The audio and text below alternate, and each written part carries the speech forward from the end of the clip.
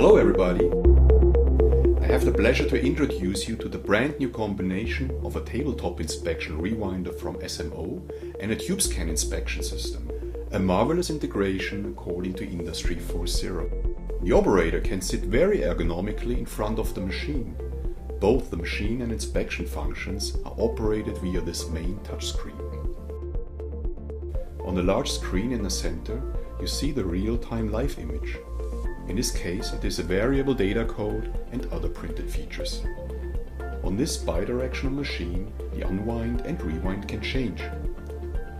You see here a tension control with a dancer system. Very low friction, very low inertia. Now, how would a typical inspection job work? You start the machine, turn on the inspection. On the screen you see the inspected web.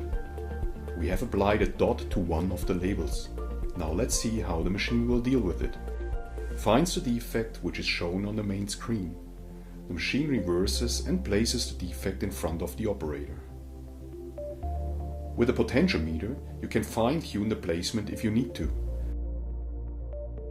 The operator can now engage the splice table and replace the label. Start the machine to continue inspection.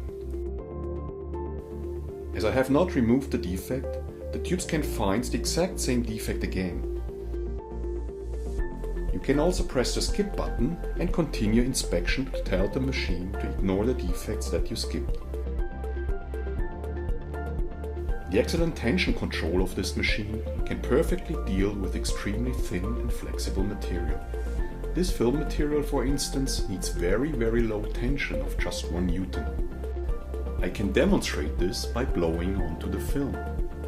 Nevertheless, the film is wound smoothly, even at high speeds.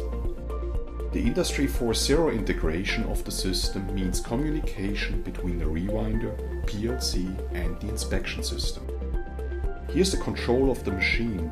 There you can change the web tension and the direction of the winding spindles or the counter settings. So you see, it's very easy to use.